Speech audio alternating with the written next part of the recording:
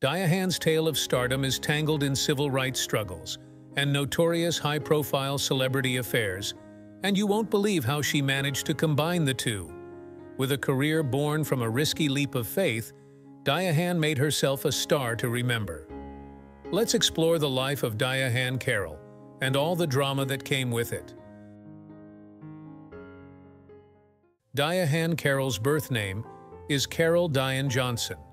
She was born in the Bronx, New York City on July 17, 1935.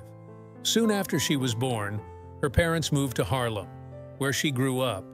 John, her dad, was a subway conductor, and Mabel Falk, her mom, was a nurse. From an early age, she had a passion for the arts, singing and dancing. Her parents were very supportive of her ambitions and enrolled her in singing, dancing, and modeling classes. They also chose to enroll her in a music and arts high school instead of a traditional high school when she asked. How would Diahann's choice to enroll in an arts school affect the course of her life? Stick around to find out. By 15 years old, she was modeling for Ebony and signing up for all sorts of talent competitions to get her name out there. She was using the name Diahann Carroll because her parents thought it would give her a sense of anonymity in the normal day-to-day life if she used a different name on stage. Her early experiences in the entertainment industry were formative. While in high school, she won a scholarship to New York University and studied for 3 years, majoring in sociology. Carroll's first significant break came in 1954 at the age of 18, when she won the talent show Chance of a Lifetime, when she did a rendition of Why Was I Born? That night, she took home the $1,000 prize and the firm belief that she had a destiny in entertainment. When she was on the last mile of college to graduate, she dropped out.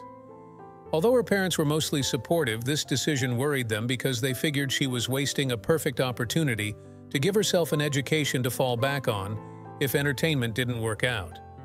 They allowed her to drop out under the condition that she fulfilled her promise if she didn't succeed at entertainment in 2 years, she would go back to college and complete her degree.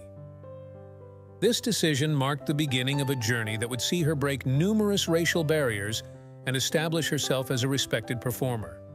Because of her big win on TV the previous year, she got engagements at renowned nightclubs such as the Latin Quarter and the Persian Room.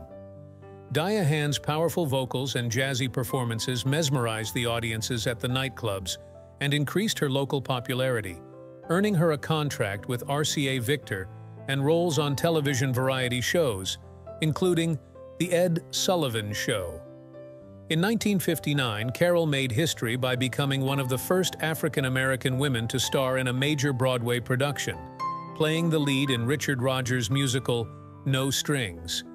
Her performance won her a Tony Award for Best Actress in a Musical, making Diahann Carroll the first African-American woman to ever receive the award in the 15 years since they were founded. In 1968, when she starred in the television series Julia. In this series, she played Julia Baker, a widowed nurse raising her young son.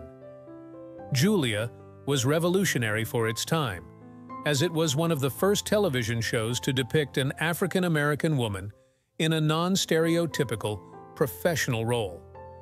At a time when the civil rights movement was challenging segregation and racial discrimination, Julia presented a positive and aspirational image of African-American life.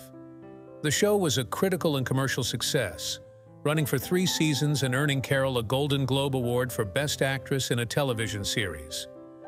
Carroll's portrayal of Julia Baker broke even more barriers, providing representation for African-American women on television and challenging the industry's prevailing stereotypes. Carroll's role in Julia was particularly significant in this regard.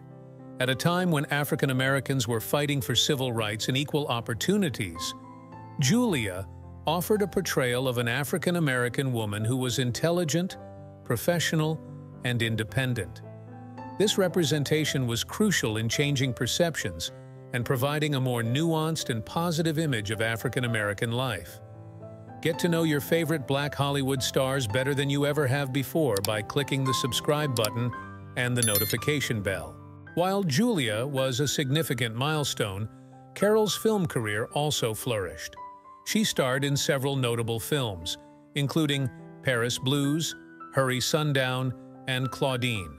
Her role in Claudine, where she played a single mother of 6 children, garnered her an Academy Award nomination for Best Actress.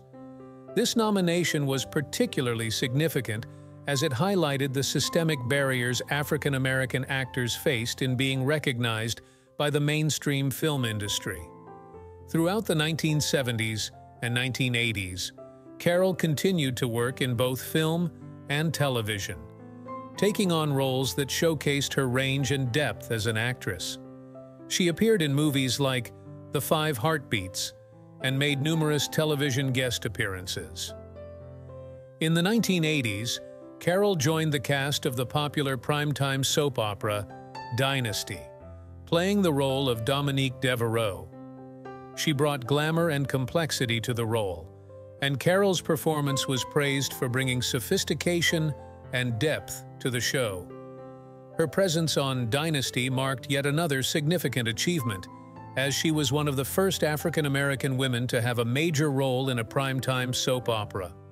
Carroll's later career included a return to Broadway in productions like Sunset Boulevard and continued roles in film and television. Want to find out about another side of her Hollywood career that you didn't know about? Let's get into it. Throughout her career, Diahann Carroll was also known for her advocacy and activism. She was involved in various charitable organizations and used her platform to speak out on issues such as racism, sexism, and healthcare. Her personal experiences with breast cancer led her to become an advocate for cancer awareness and research. She was a founding member of the Celebrity Action Council, volunteering at women's shelters in LA that rehabilitate women who struggle with drug addictions and alcohol addictions. On October 4, 2019, at the age of 84, Diahann was in her home in West Hollywood when she passed away from complications caused by cancer.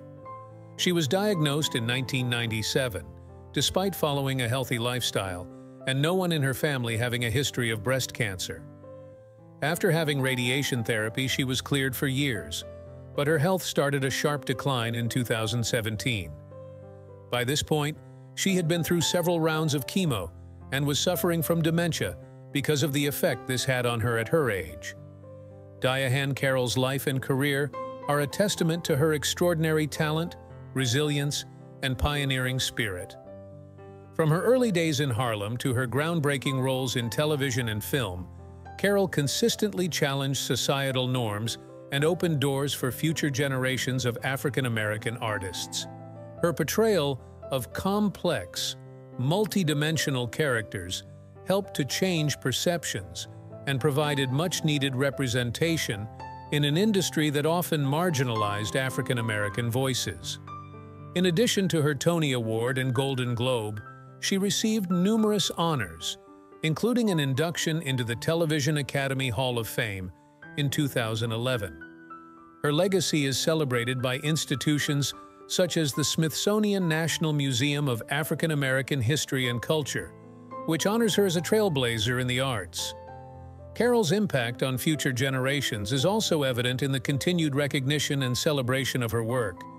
She has inspired countless actors and artists, and her pioneering achievements remain a benchmark for those striving to break new ground in the entertainment industry. Diahann Carroll's impact on society and culture extends far beyond her impressive body of work. As one of the first African American women to achieve mainstream success in Hollywood, she broke down numerous barriers and challenged the entertainment industry's racial stereotypes.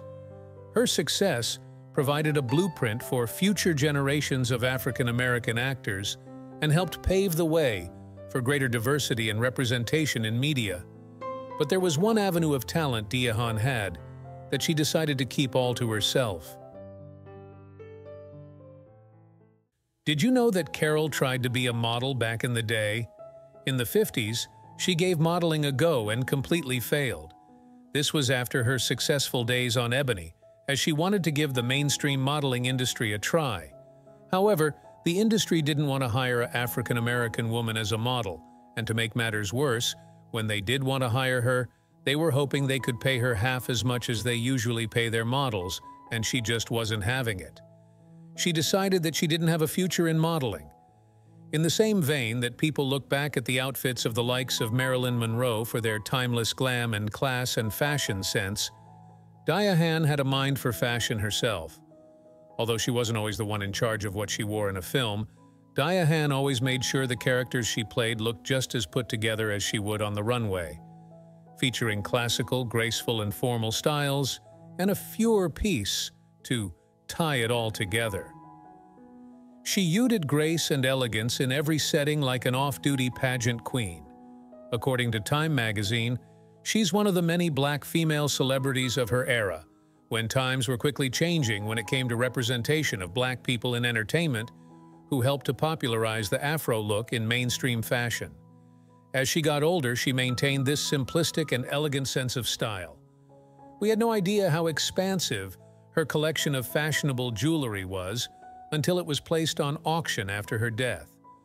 Her collection included a circa 1970 gold Cancer Zodiac medallion, Tiffany & Co., currently valued at a minimum of $15,000, and coral, onyx, and diamond ear clips in 18K gold and platinum, Georges L'Enfant, that goes for at least $36,000.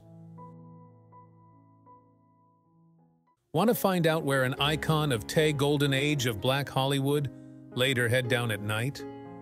Let's explore the West Hollywood home of Diahann Carroll. Before she passed away, she had a net worth of $20 million. However, Diahann was a modest woman and lived a fairly normal life. That is, besides her luxury apartment huddled in the Sierra Towers of West Hollywood. On the 17th floor, the 1,999-square-foot apartment has a mesmerizing cityscape view through its floor-to-ceiling windows. In late 2019, her luxury apartment went on the market after being hers for nearly 2 decades. This northeast corner unit, now listed for $3.9 million, embodies luxury, sophistication, and timeless elegance. The condo is decorated with a unique Diahann flair of modernity, Afro-aesthetic antiques, and glam. The living room features a stunning glass coffee table atop a cream tapestry rug, creating a perfect focal point. Adjacent to the living room, a chandelier-topped dining area with elegant booth seating offers an intimate setting for dinner parties and gatherings. This blend of classical decor and modern amenities is characteristic of the unit's design, which was masterfully crafted by Stephen Riemann and Mark Krasna in Diahann's memory. The master suite features a collection of custom closets that provide ample storage space. The bedroom was converted into a library and now offers a space for reading or relaxation. The library's design emphasizes comfort and intellect, with plush seating and a carefully selected array of books. One of the standout features of this condo is its custom-designed wet bar, perfect for entertaining guests with style. This luxurious addition enhances the home's appeal, offering a space where residents can enjoy cocktails while taking in the stunning views of West Hollywood. The Sierra Towers building features a state-of-the-art fitness center, a sparkling pool, and 24-hour concierge service, ensuring that residents' needs are always met. The prime location in West Hollywood places it within close proximity to high-end shopping, fine dining, and vibrant nightlife, making it an ideal residence for those who appreciate the finer things in life.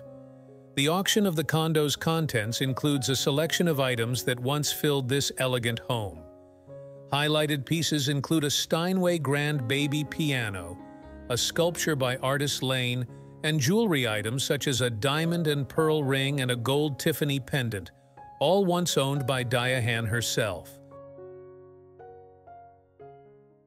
Throughout her life, Carroll was involved in several high-profile relationships that often made headlines.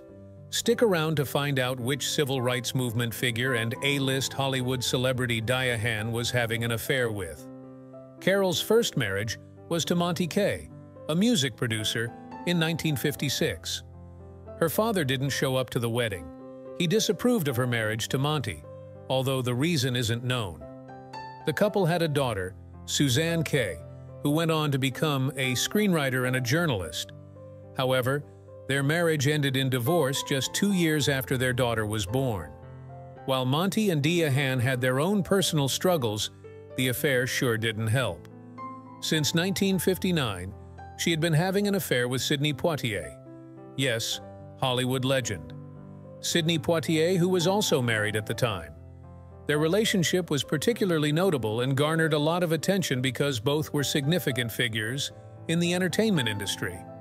Carroll detailed their relationship in her autobiography, The Legs Are the Last to Go: Aging, Acting, Marrying, and Other Things I Learned the Hard Way, revealing that their romance lasted several years during the 1960s, despite both being married to other people at the time. She described how their affair began while they were both working in Hollywood and facing similar professional and personal challenges as African-American actors during that era. According to Carroll, their relationship was intense and passionate, but also fraught with difficulties and complications, particularly because of their respective marriages. She explained that Poitier promised to leave his wife to be with her, and she, in turn, divorced her husband, Monte Kay. However, Poitier did not follow through on his promise immediately, leading to a period of significant emotional turmoil for Carroll. He did later divorce his wife, but their relationship was practically over by then. He claimed that he wanted to live with Carroll, without her daughter around, for 6 months, so that he wouldn't be jumping from one marriage to another.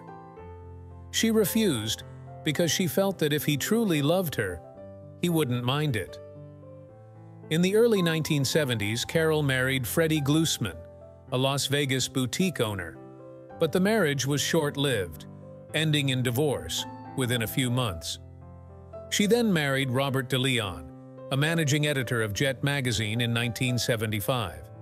Tragically, DeLeon died in a car accident in 1977, leaving Carroll widowed. Carroll's fourth and final marriage was to singer Vic Damone in 1987. Their marriage, characterized by Carroll's description of it as tumultuous and challenging, ended in divorce in 1996. Click on this next video and dive deep into the life of another Black Hollywood star. Do you think Diahann should have stayed with Sidney?